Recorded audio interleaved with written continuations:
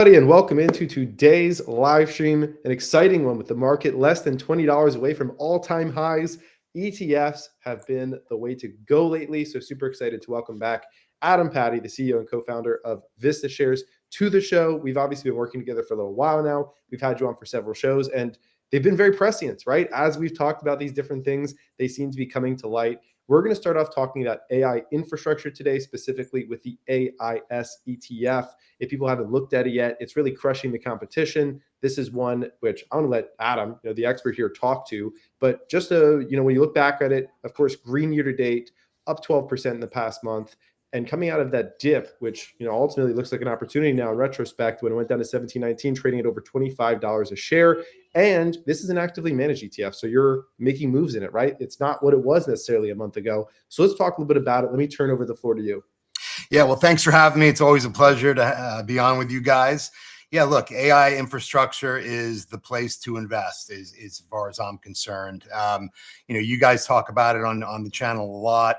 If you're looking for AI exposure, you don't necessarily want the Mag 7. You don't want the household names. You want the picks and shovels that are the ones that are building the infrastructure. And when we're talking about infrastructure, we're talking about data centers and semiconductors. And all the companies that go into building that stack. You see all the CapEx that's being deployed. You see that new deal that was just created in Saudi Arabia, Humane, right? I mean, that massive inference center that they're building there. And we've had some really interesting weekly conversations with our investment committee. So, our investment committee is not a bunch of kids or Wall Street analyst types. It's, John McNeil, the former president of Tesla, who's the vice chair of GM's autonomous vehicle division. We've got Sunny Madra, who's the president of Grok, who actually his company Grok is the centerpiece of that Humane initiative in Saudi Arabia. I think he raised $1.5 billion. So there's been a lot of interesting conversations just around repositioning the portfolio. Where do we need to be positioned? Where the future is. We just added a major holding in GEV about 10 days ago, GE Vernova. Because as we know, one of the biggest problems in the data center side right now is power, which I'm sure I've seen. He's done some brilliant posts around this over the last few weeks. But what's interesting is that there's a problem with power. So a lot of these data center operators or builders are putting in place these natural gas driven generators, their own power plants right on site with the data centers. So the problem is yeah, we've got a lot of natural gas, but guess what we don't have is turbines. So GE Vernova is the leader in creating these turbines for the power generation. So there's just a lot of moving parts. You need to be on top of it. You need to know where the market is. And, the only way to get access to AI infrastructure is through AIS. And we can certainly talk about how we do that, later in the show. Yeah. Shai, you want to jump in? Yeah. I mean, I love that you added GEV because I think here's the truth that no one really confronts is that AI doesn't just run on opium or models or cloud credits or all these headline grabbing parts of the thematic. It runs on electricity. And as demand surges from data centers, robotics, autonomous systems, like I can name all the early secular growth themes, they all need the grid to increase. And the grid is already stressing out right now with the current workload it has. And AI is just getting started. Autonomous systems are barely forming. Robotics is just, in a way, a sci-fi dream, but it's going to become near-term reality. So, like, the grid isn't just stress; it's nearing a breaking point. So that's why you're seeing a lot of these hyperscalers, like Meta, for example, with CEG today, or yesterday, it was this morning. They're going to be constantly making these deals because they know that currently everyone's compute constraint. It's improving, but everyone is going to be energy constrained in the near term. So I think that's why everyone's trying to front run that move because they kind of experience what it's like to be compute constrained. That's why you saw NVIDIA just destroy earnings for a couple years in a row. They don't want to be offsides again. And I think that even going off of last week's NVIDIA's earnings as well, where you saw that, yeah, the hardware business is still doing well, but the hidden gem of that print was their networking revenue. Oh. And again, the networking revenue is just another word for inference. And that was one of the themes were the DeepSeek revelation that happened. I don't even know how long ago. It feels like years ago, but I'm sure it was months ago. Everyone's like, oh my God, all the semiconductors just tanked. Everyone's like, guys, it's over. Party's over. China did it again. They stole our tech and made it 70% good enough, and that's going to do the trick. And I'm sure Adam was laughing as well. We were just laughing. If you know the space, you know how funny this is, because sure, the training data might be cheaper, but the inference data is going to explode in this new environment we're about to enter. The example I constantly use is, if AI is the gas and gas becomes cheaper, does that mean the cost of the cars are also going to become cheaper because fuel is cheaper? No, not at all. Going from point A to point B is actually going to be a lot more reasonably. It's going to be cheaper to get to. So now there's going to be more cars on the road. It's going to be the complete opposite sentiment than what everyone thought it was in the DeepSeek world. And again, last week we got in NVIDIA's prints that inference demand explosion is just getting started. That it was 40 or 50% beat on estimates on networking revenue. And the way to think about it for me, again, AI, the reason AI is so disruptive is because it's going to replace intelligence in every single industry in the world.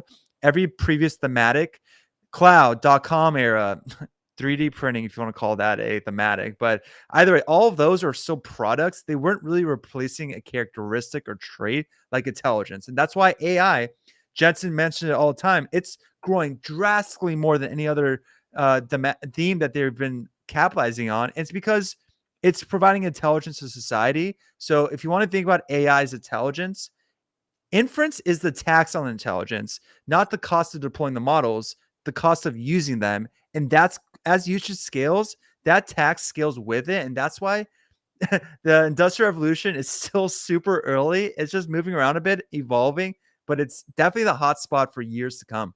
You know what's interesting, just to underscore what you're saying, this kind of blew my mind on our investment committee call. Sonny from Grok, he came up with this. In 2000, I'm reading this, just want to make sure I get it right. In 2005, there was a total of 2 gigawatts of data center power in the United States. 2 gigawatts is approximately the amount of power to power a city. Okay, so that was the total power on all data centers in 2005. Now the hyperscalers, so that, you know, there's 3 different types of companies that are trying to build data centers, but the hyperscalers are all trying to put up data center campuses that are at least 2 gigawatts each, which is crazy, Wow. crazy. Wow. And that's all driven, you know, again, driving the inference, right? I mean, we've got to have the extra power to be able to train, you know, get these models smarter. And that's really where it is. It's incredible. Well, even today's Meta announcement with Constellation, like, that was 1.1 gigawatts. That's one project. Right. That would power a mid-sized city, a Yep. million homes. That's just what today's announcement was. There's going to be not dozens, there's going to be so many of these. Like, the grid is not ready. And although a lot of people don't feel the urgency to get involved, but this thematic has plenty of runway. Yes, there might be some red tape bureaucracy. I hope there is. Chernobyl is not nobody wants to live through that again, but there's inevitability of trying to find alternative solutions to the grid is an actual fact. I can put my name 100%. Nuclear needs to be the solution because AI doesn't turn off. Solar and wind, it works only with specific weather. It can't be turned on 24/7. Nuclear is the only alternative energy source that can make sure AI runs 24/7. That's the only solution. No, nothing else. So yes, it might take a while to get there, but it's going to get there. Rest assured. 100%. And in the meantime, while everyone's building these projects, they need strong and more powerful semiconductors. They need full stack solutions. And, you know, the bottom line is you can, you know, go around and pick winners, or you can try to invest in the hyperscalers. But in the meantime, the hyperscalers are all investing in these other companies to build this infrastructure. And that is what we are capturing, which is not what anybody else is capturing. So if you look at our overlap in our portfolio versus any of the other AI products or the S&P 500 or the Qs, you know, it's minimal. It's like 8%, and I might get it off by a couple percent, 4 to 8% overlap, depending. But then if you look at these other AI ETFs that are out there, they call themselves AI.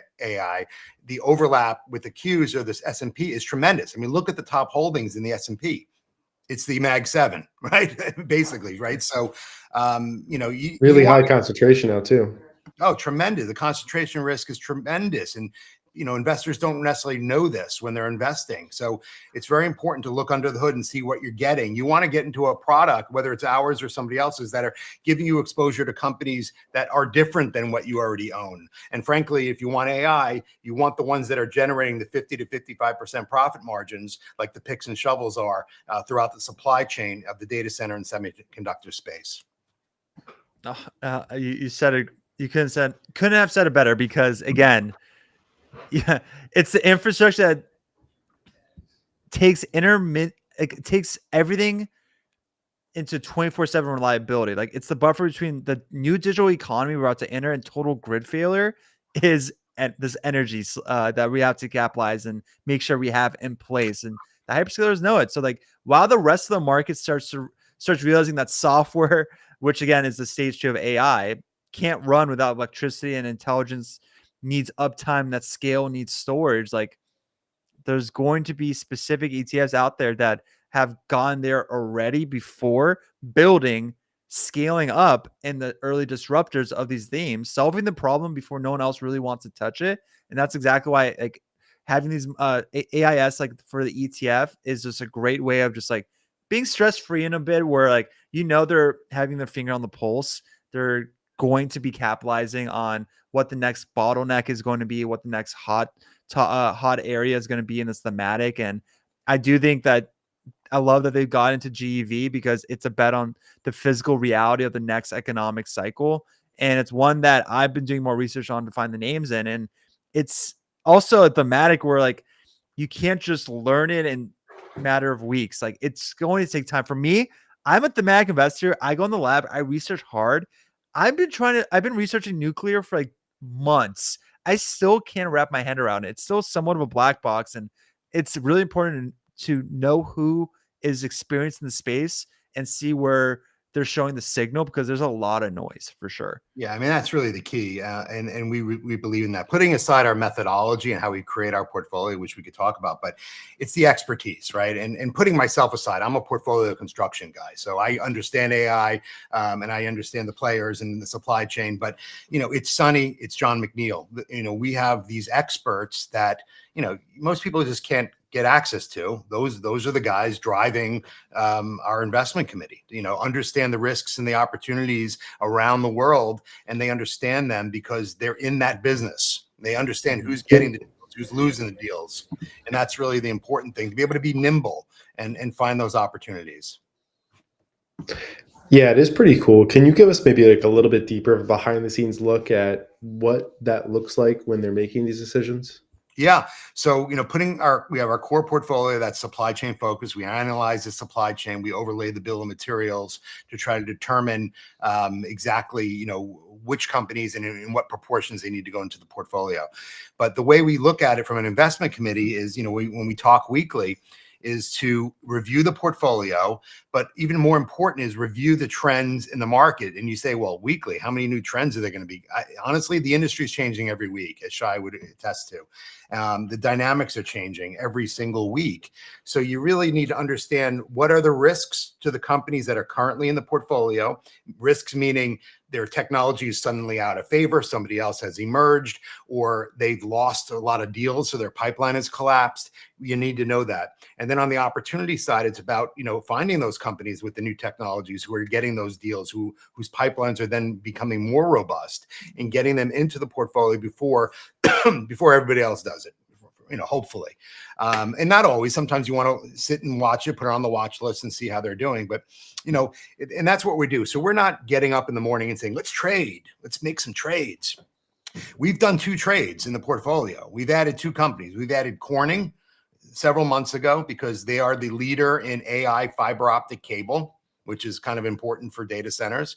And we added, GEV just recently. So we can add a high conviction pick at 4% or a middle conviction at 2%. We added Corning at 2%. We added GEV at 4%. No, I mean, you also reiterate like something I constantly say is there's an AI tsunami coming. A lot of people are like not realizing that, where the low hanging fruit, everyone's looking like, oh, they're beneficiaries on AI. Like, everyone's winning. Like, it's gonna be great. No, it's not the case. There's going to be an AI tsunami that's coming. It's going to hit a lot of people. And it's the reason for that is AI agents, for example, they're going to be able to produce good enough products 70% along the way where like people won't want to go external, won't want to go to like some observability to like that. I want to pick on Datadog. Let's just say Datadog. Datadog's pricey for observability. Why not create an AI agent that's in-house that does 70% of what Datadog can do? And it'll just get me there good enough. I just really want 70%. That's the tsunami that's coming. So like people don't realize you can't base your decisions anymore on traditional metrics like growth rates, free cash flow margins, NRR, ARR, all that stuff. Those traditional metrics, it's nice, but it's not the end all be all anymore. You need to know what's under the hood. Can this code get replicated? What's the infrastructure? What's their moat going to be in the new digital economy? Are they protected against that AI tsunami? Yep. And you got to ask all these semantic questions now. And it's if you don't have years of experience in the space or just 40 to 60 hours a week dedicated to learning it, you're going to be picking the wrong names, but you were right on the thematic. You were wrong on the name. That's the worst combination because you're saying, oh, I knew I was all in on AI, but I picked the wrong AI. It's like I was all in on the smartphone. I picked BlackBerry. That would be the worst thing. You can't afford to do that. So I do have to hop off here. I'll leave everyone in good hands with Adam and Gav. Again, thank you guys for having me. Just know the AI tsunami is coming, and listen to folks like Adam to figure out where the lifeboats are. Yeah, appreciate you, Shai. As always, you give a lot of great insights on this. One of the things, Adam, which I think is perfect to look at right now, especially just coming off that conversation with Shai, is what you shared with me earlier today. So I just want to try to get this this PDF to pull up, but it was the Vista Shares BOEM analysis PDF, which you shared with me. So let me just go ahead and pull that up real quick, and then perhaps you can share with people a little bit of insights as to what's getting covered here. And I know that that second slide specifically is the area that we're going to want to dig into. Yep. So if you are able to see this on your screen, perfect. It looks like it's up there. Walk people through a little bit of what we're seeing here with the supply chain analysis. Yeah, so this is kind of, so if you look at our investment committee, we talked about John, we talked about Sunny, then so they are the domain experts, they're subject matter experts. Then we've got our portfolio construction experts, which is myself and Professor Robert Whitelaw, who is the dean of NYU Stern School of Business and the chairman of the finance department there. So our job is to make their vision into reality. And what we've done is we've built out a methodology that was the brainchild of John McNeil, actually, and why John wanted to get into the ETF market in the first place, is to really nail down the bill of materials in the infrastructure, to really understand what exactly goes into building the infrastructure, because you got to get down into the weeds. That's the only way to do it. As Shai was just saying, you got to do the research. So what we've done is we've developed this bill of materials process. We've tried to patent it. On the left-hand side is how we analyze the supply chain. So this is what you're showing now is the data center supply chain. So we will analyze the supply chain. We'll lay out all the different components of the data center supply chain. We'll do that on the semiconductor side as well. And then once we've done that, is we will overlay the bill of materials. So that's the estimated percent. So in here, you'll see power and cooling system is around 30% of total. We've got some feedback. Sorry, maybe it's because I'm sharing. Oh, no, it's fine.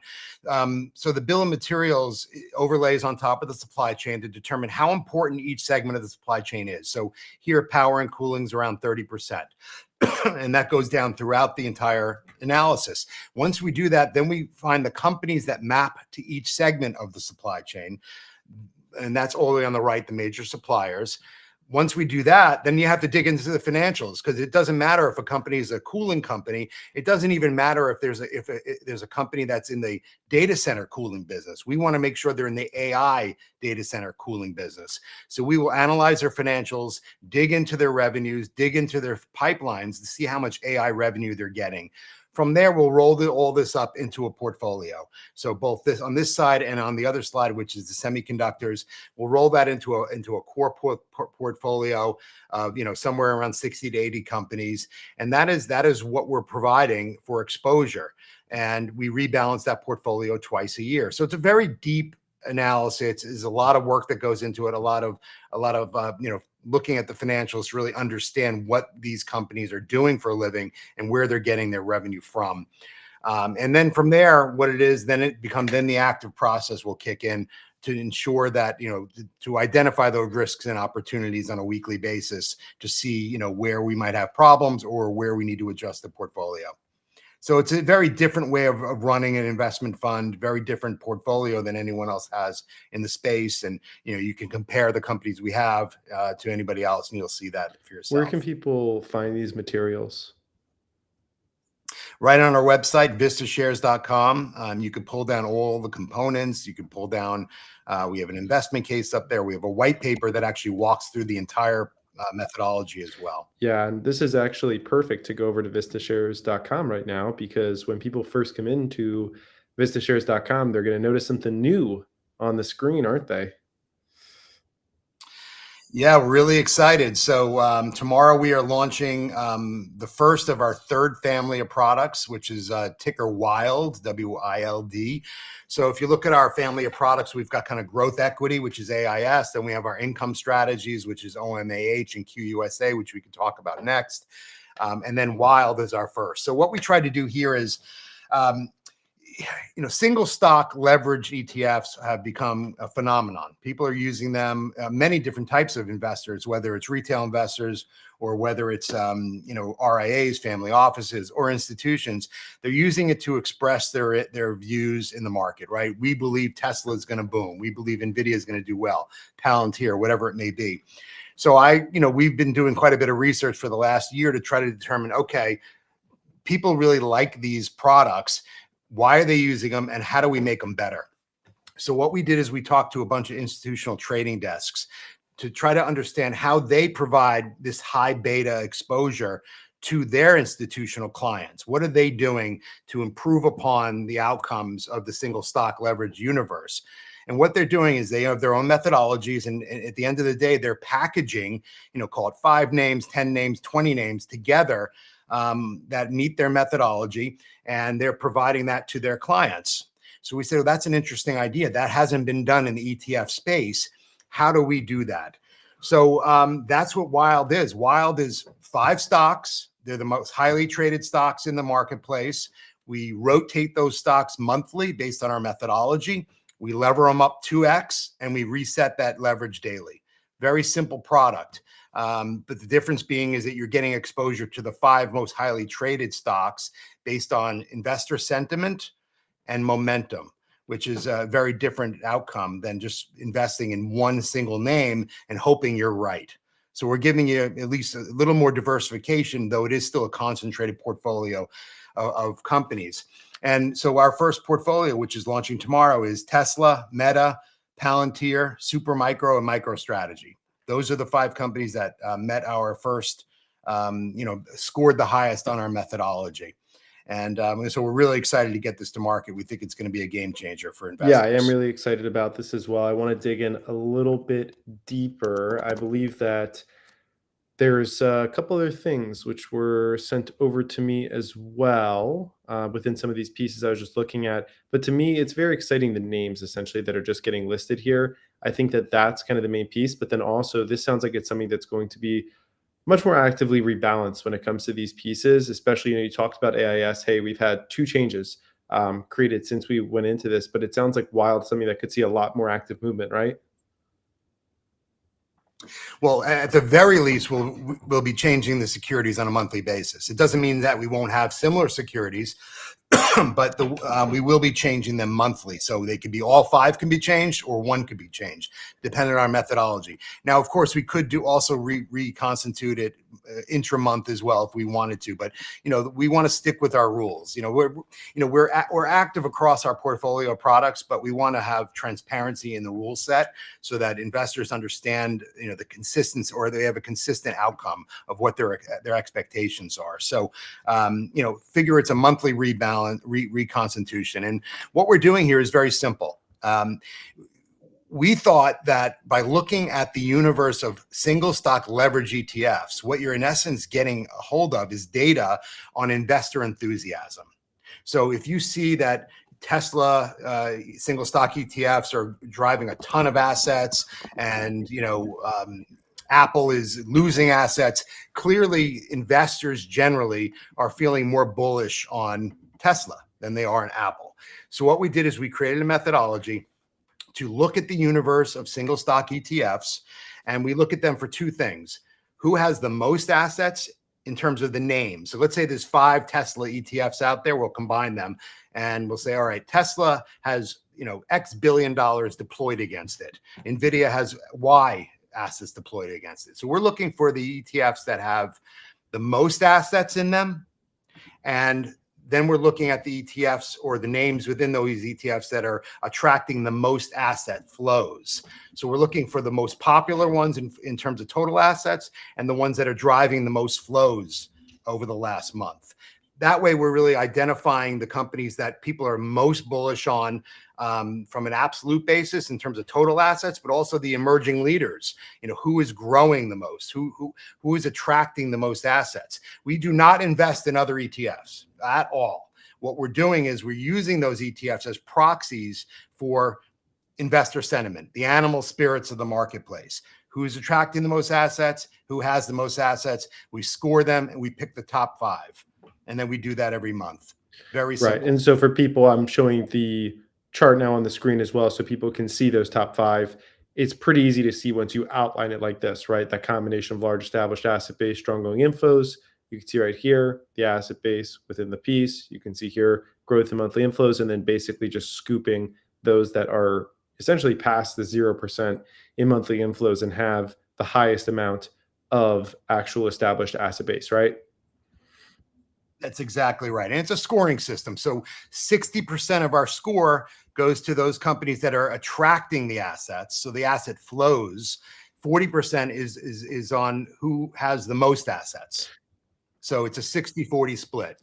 Take a look right here, and I see that there's a few little dots that, I'm kind of curious. What didn't make it? Do you know what perhaps this one is? Or I don't know which ones those are, but I think on the next slide or the one after, we show some in the left quadrant. yes. That Yes, didn't make NVIDIA, Yeah, Coinbase. Yeah. Yeah. So they have a lot of assets, but the flows are poor. So that's a negative sentiment from the investor side. So we don't want to get access to that. We want access to the ones with the positive enthusiasm. Yeah, exactly. To me, that makes sense as I continue to look through it and just see, hey, what are these pieces? How can they lead to each other? I don't know if I've seen anything quite like this on the market personally that's scanning for these 2 specific items. Is there anything you'd comp this to?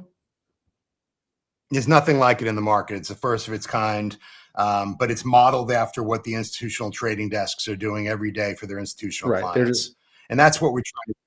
Anything we do is we're trying to bring that institutional bent and quality and embed that into the ETF structure to give other investors who aren't big institutions access to the best possible methodology. This is like a twist on, I always like to follow the money. This is like a twist on follow the money. It's like follow the massive money, right?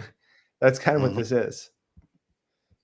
Absolutely. So yeah, you see Tesla is way up there in terms of total assets. Growth is not terrible. It's still growing. But interestingly, all the way on the right-hand side, you've got a bunch of companies that don't have a lot of assets in those ETFs yet, but their growth rates are high. And you believe that these are mainly being driven by so these are all being driven really by the single stock leveraged? We're using the data, all the data from the single stock leverage universe. So Tesla, for instance, I don't know how many ETFs are in that space, with cover Tesla, maybe it's 4 or 5. Many. We're aggregating all the assets. Interesting. Yeah. So we aggregate all the names together. So all the MicroStrategy products, all the Tesla names, and we're identifying the total assets and the amount of flows that are going So my guess is basically you have like rec shares, direction, right? Granite shares, Defiance, title, right? And you're kind of taking all of those. Are you scanning constantly for new ones popping up? Constantly, of course, because that's the exciting thing, right? So I love the single stock universe, ETF universe from one particular perspective is the more products they launch on more names, the bigger our universe becomes. So let's say, I don't know what it is now, 25 names or so, maybe it's up to 30 now in terms of total Yeah. names. But as people launch additional names and tied to these products, our universe expands and, we get a broader view of the How many market. Palantir ones are there? Just probably 2 or 3, right? There's only a few of those, Okay, and then correct? Supermicro, Meta. So that's super interesting. Yeah, I guess, one to maybe watch out for. I wonder what the oh, man. I guess there's some stocks that are really hot retail stocks, but I guess they don't have so many yet. Like, to me, like, I think, like, Robinhood right now is kind of really killing it, Mhm. but I only think you have 1 or 2, single stock leverage ETFs. I know ROBN is a double leverage one, but that's just, it's 100 million in assets right now. So it's not gonna crack into an area like this. It won't until it gets more assets. And that's really just a function of the enthusiasm, right? So the investor base interested in a 2x leverage Robinhood is just not as big right now. But as it gets larger, it'll hit our criteria and maybe it'll score within the top 5 and can be Is there added. a thought? And then for Wild itself, there's not it's just basically taking that grouping, but you're not then leveraging them up at all, right?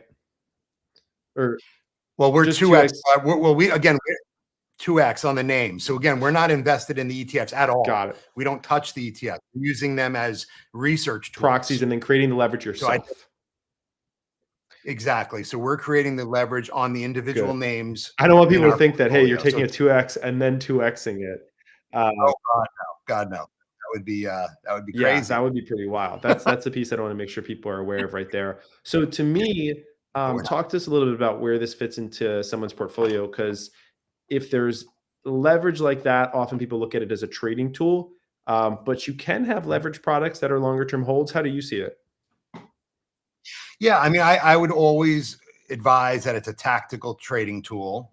Whether the holding period is a day or 3 months, that's up to the investor. But you do want to be cognizant of the leverage because the leverage on all these products is reset daily.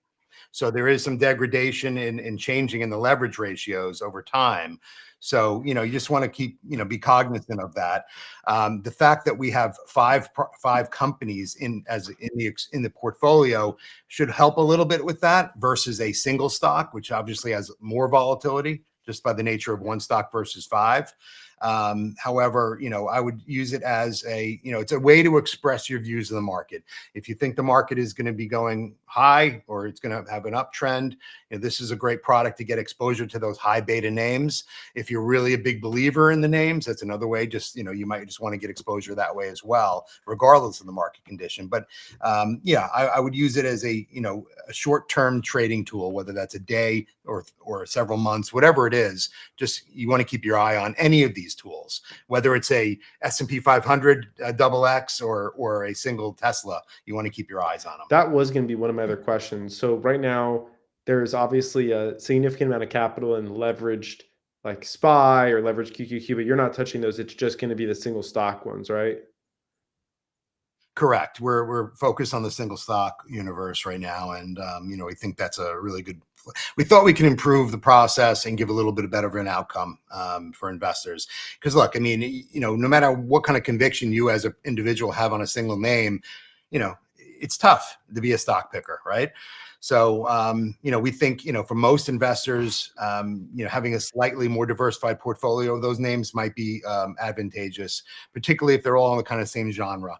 And again, we are leveraging the wisdom of the Right, crowds right. in this respect, right? So, part of it is just it's path dependent, right? If there's a lot of money chasing these names, there's going to be upward pressure on the names Can I as they ask how you are. came up with the idea? You know what? Again, it was anything we're doing. What we're trying to do is figure out a way to improve upon something that is already out there. That's in a big AUM space, something that has a lot of interest from investors. We're never going to come out with something that's just me too. So we didn't want to come in and start launching single stock products. It's just not what we do. But how can we bring an institutional bent to what's already out there to hopefully provide something with a solid use case for investors? And we think this has it as it's a satellite position on your equities. in a way to express your view and try to drive some alpha in your portfolio. Yeah, 100% makes sense to me. Wild coming out tomorrow. What time does it launch? 9:30 a.m. Maybe it starts trading a few minutes after that. Sometimes they, it's a half-hour delay.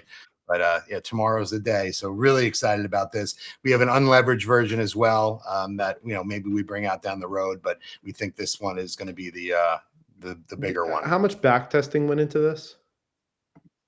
Oh, a ton. We've been working on this for months and months. I mean, that's again what we do. So, people bring out products and you want to know that there's a research methodology behind it. And, if you look at the names behind our company, hopefully people will understand that, we're putting the work in to really make sure that it is sound. Look, there's no guarantees with anything, obviously, but we believe it's a very sound strategy. We've done the work, we've done the research, we've done the back testing to see that, it is a sound product and we can be proud of it. Yeah, it's super interesting to me specifically because, a lot of my clientele are the double leveraged and triple leveraged ETFs. And so it's very fun to me now seeing that and we've been behind a lot of the marketing campaigns for these. And now you're actually taking the data from those and turning that into an ETF. So it's kind of cool to me. And the good thing, yeah, well, good. I mean, hopefully everybody will think that. So another way to use it is for investors who are already in this space, because that's who it's targeted to, people that are comfortable with it. And of course, hopefully the market expands. But, you could buy this as your core exposure in the 2X space. And if you really like Tesla, you'll overweight Tesla with a single stock leverage one, but at least you're getting some good core high beta exposure that you can kind of, over and underweight around that with other products. Is there going to be an options chain on this? Hopefully not tomorrow, but we'll be working on that. Very cool. Okay. Do you want to shift gears a little bit, talk income here for the rest of our time? Or is there anything else on Wild that you'd want me to pull up or speak to?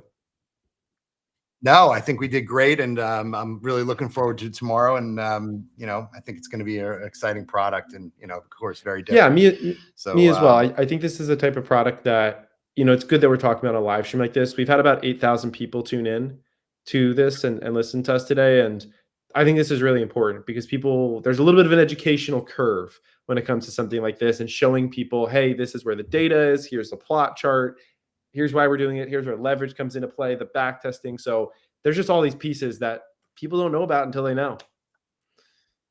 Yeah. And the other thing is the rules for our entire methodology are fully transparent and they'll be up on the website. So, I mean, again, if you want to figure it out yourself, you don't need to work at it. You just read the rule book. There it is, right for you to see it, which we think is important. Yeah, that's perfect as well. Again, it's all on the website. Like you said, you can just go there. You can click the learn more. And I mean, I guess I'll just show people for a second and then we'll turn into and roll over to QSA and OMA. But just for a second here, if you go to the website and you click into Wild, which is now on here, right here, you can scroll down a little bit at 2X daily ETF, and then you can see the current companies.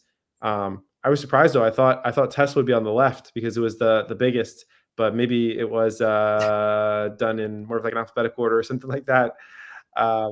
Yeah, we just did. Yeah. And then so you can kind of see some of the different ideology through here, the ETF summary, right? Talking about those single stock leverage ETFs, the next evolution here, the ETF objective. So this is all really helpful. I did notice that expense ratio at 1.29. Is this the highest of your ETFs that you've done? It's definitely the highest of our ETFs, and it's in line with the single stocks, the Defiance or the Granite. I think Granite shares is generally at 115, and Defiance is at 129. And we're providing what we think is a lot of value and keeping the price, in line with the other products in the market. Yeah, this would be obviously very difficult for a retail investor to recreate, especially with. Well, actually, speak to me a little bit about rebalancing in regards to trying to keep equal proportions between these different stocks that are making up the parts of it. That's done monthly, or is that done more often? Yeah, great question. And I missed that.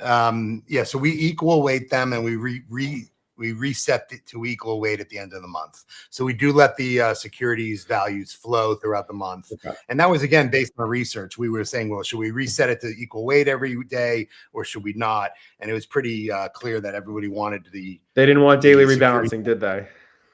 Yeah, just on the leverage is daily reset, but right, the daily rebalance they didn't want. So they'll float throughout the month. Got it. Okay, cool. That makes sense to me. Perfect. All right. So just rotating into the other two. Again, if you're just joining in, we are talking about 4 ETFs here. We've already talked about AIS, ticker AIS. We've talked about Wild, which is not trading yet, but will start trading tomorrow. Now we're going to talk QUSA as well as OMA, which is OMAH. OMA has kind of turned into what I would call your flagship fund at the moment. Although maybe you'd say AIS because it was the first, but OMA seems like it's actually, I've had that performance. I looked at earlier today, over 200 million AUM as it's continued to move, which I love to see. This is one where I think it's becoming a more widely understood concept of income producing assets on here. Nice performance today on it. Maybe you could walk people through a little bit again for those that are just unfamiliar. First off, maybe any latest updates on things that have changed in regards to, have you had, like, I guess, you had the Buffett report come out maybe a couple of weeks ago with some of those details. So some of those holdings have changed since we last talked about it, right? Yeah, there was some movement in the top 20, but nothing kind of new or, nothing came in or out in terms of like a brand new holding for Berkshire.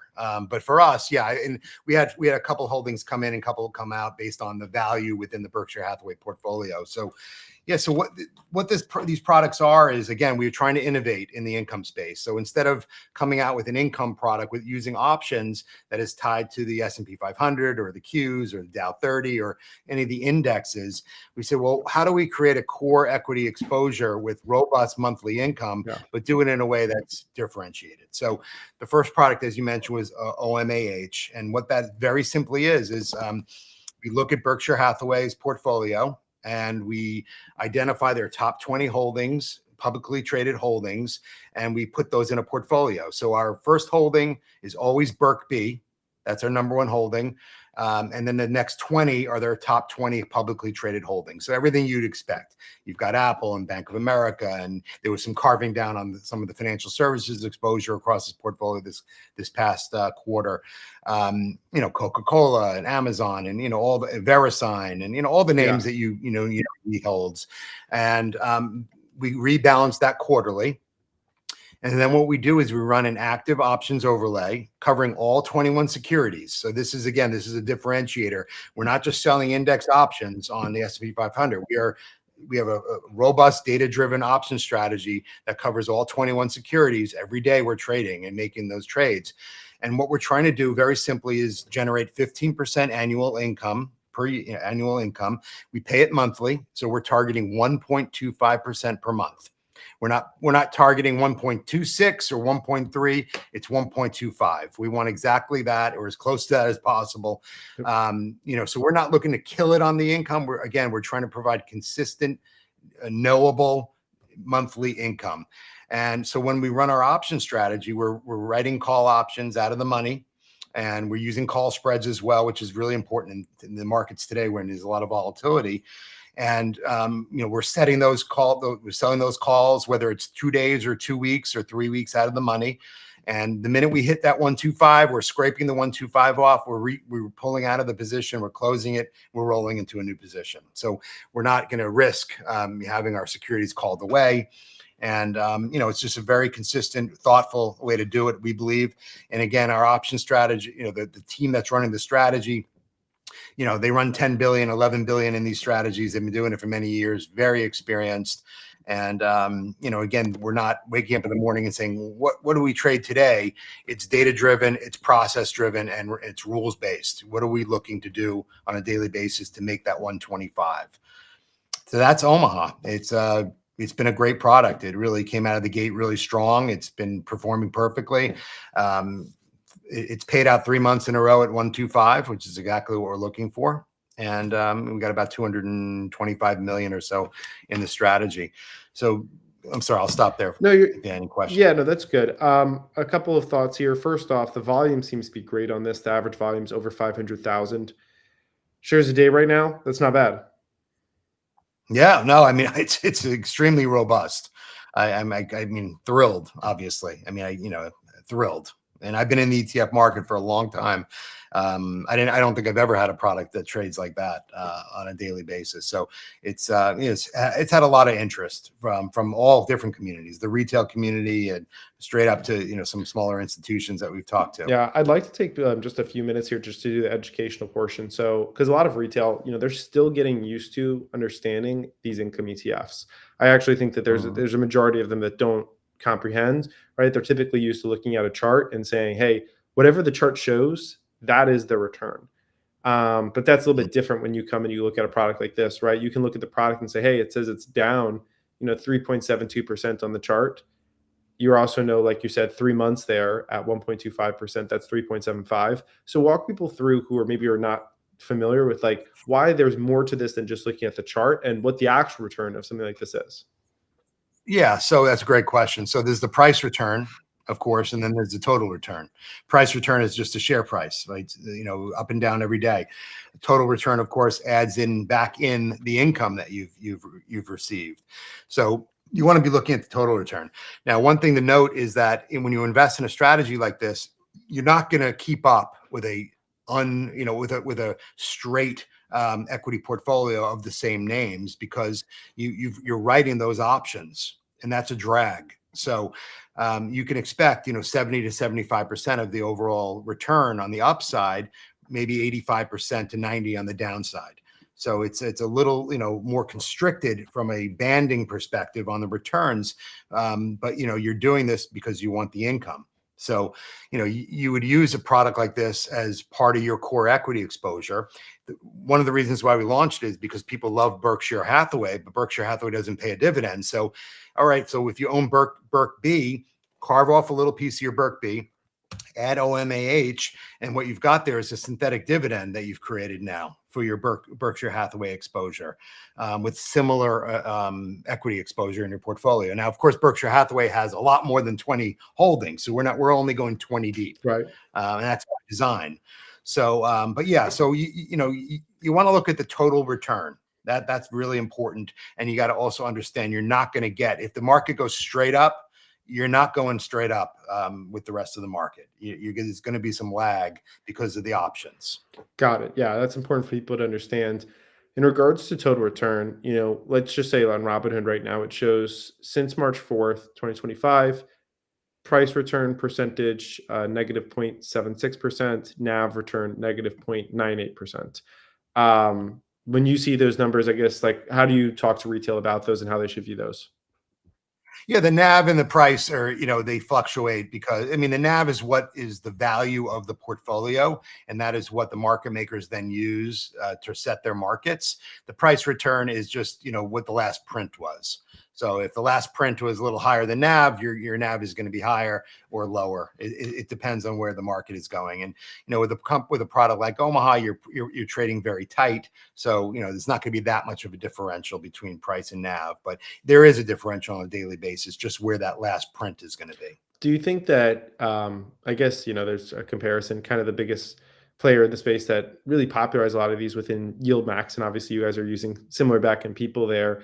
Do you think that they're kind of going out and doing a lot of this education, and now people are getting a better understanding as well of other products like the ones that you're launching? Yeah, they're doing a great job. They're certainly the leader in the space. They've got a tremendous amount of assets, great products, very different products than Omaha. So, their products are designed for different uses. So, people talk about NAV erosion and things like that. So when you're paying out 100% or 80% or 35%, whatever it is, you might experience more of that NAV erosion issue. But the reason why we chose 15% is because we felt that it was on the higher end of the asset allocation products, but not high enough where you're going to see that NAV erosion. And Yeah. to date, we have not seen that NAV erosion, which is important to note. For sure. That is great. And obviously already a few months of track record there. Okay, last few minutes here. Let's make sure we touch on QUSA. This is your Target 15 USA Quality Income ETF. People can pull this up. It is trading on all platforms already. So you can go ahead and take a look. It's up a couple percent year to date. You want to just do a quick run through on this one, similar with that 15% annual income target? Yeah, so this is we did, Omaha took off, so we said, you know what, let's get the next one out because it's a very different type of portfolio. So what we did here, if people are if they understand what factor investing is, and factor investing is really just a fancy way to say we're using different financial ratios to identify different types of companies. So this is quality companies, and a traditional factor model is looking for companies that have high profitability, stable earnings growth over time, and low debt. And those are the metrics. So what we do is we look at the Russell 1000 universe. We score all those companies based on those factors I just mentioned. We come up with the highest scores and we put those in a portfolio. So it's, we've got 27 equities in there that we deem to be highest quality based on profitability, stable earnings growth, and low leverage. And we rebalance that quarterly based on our model. Again, our model is fully transparent. Rule books are available for that. And then we put the same exact 15% options overlay as Omaha. So it's 15% annual target, 1.25% per month. We just paid out our first month distribution, 125, which is what we expected. And it's a different type of pattern of performance. Omaha is a little, Warren Buffett is a value investor, a little more value tilted. This is a little more growthy on the quality side. So it's a different portfolio of companies, but we believe very high quality core equity exposure with that robust monthly income. Yeah, 100%. Very different companies within here. I noticed that the top holding within it is Amphenol, which I really hadn't looked too much into previously, but has been on an absolute tear here for the past month or so. Yeah. Yeah, I mean, these companies, people are looking, especially in this market, right? I mean, well, when the market's booming, they're looking for even growthier companies. But when the market gets rocky, you're looking for these kind of stable companies that have those great metrics, the profitability and the low leverage in particular. So a lot of these names are, not names that you're going to be buying yourself. Most investors don't own these names in their single stock portfolio, and that's the beauty of it. Again, and that's what we're trying to provide is portfolios of companies that you don't already own, because you want to diversify. And most investors are over concentrated in similar names, and they just don't know it. Yeah, that's well put. Just before we close out, let's take a look real quick at your timeline just to see what you've been talking about on here. Give people a look for a second. So if anyone hasn't followed you, you got some good follower growth this week, huh? Yes, it worked out really well. Almost doubled. Love to see it. Wild already in the bio. Encourage people to go ahead and give Adam that follow. I'm following already, as you can see there. Just taking a look through here, some of these pieces. You've got a great post here on Omaha. And I see so many people starting to tag you and get passionate about it and engage. We can see the wild launch coming up here. It's got the wolf. There you go. See, I saw the lion on the website, but I prefer to see the wolf, Yeah, we'll move it to the wolf. I do have a couple of wolves on the website, though. We'll make them more prominent. Perfect. And then, of course, Shy, who was on here, a lot of engagement with him. But yeah, it seems like people are excited. There's a lot coming along here. Adam's a great resource, clearly, for everyone that's been listening to learn more about ETFs. Beautiful. We're coming in here to the top of the hour. Is there anything that we didn't hit on you want to make sure that we cover? No, I think you covered everything as normal as you usually do, and I really appreciate it. And I hope we get some good action on Wild tomorrow. I'm really excited about that launch. I think it's going to be a game changer in the space. So, we'll see how it goes over the next couple of weeks. Yeah, me as well. Excited to dig in. Any final comments for the audience before we close out?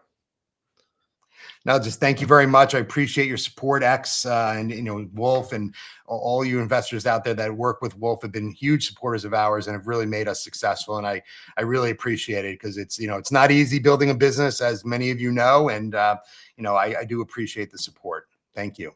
My pleasure. Thank you to everyone that tuned in. I actually saw a few people taking the stream and sharing it and tagging other people as well while we were running here. So good to see that interest. We are just shy of 10,000 people who tuned in this hour to view it, which is super cool. 9,773 at the moment. I assume we'll close out. We'll get a few hundred replay views and we'll hit that 10,000 mark. So great to see the interest in these conversations as always. We have another one coming up here on Thursday. We actually have two more things coming up. So tomorrow, in honor of Wild launching, 5 p.m. Eastern on Stocks on Spaces, we're going to have you come on Spaces. and we're going to mainly focus on wilds. And we're going to talk about that. And I think that's a pretty easy one for us to dive into and have a great conversation about.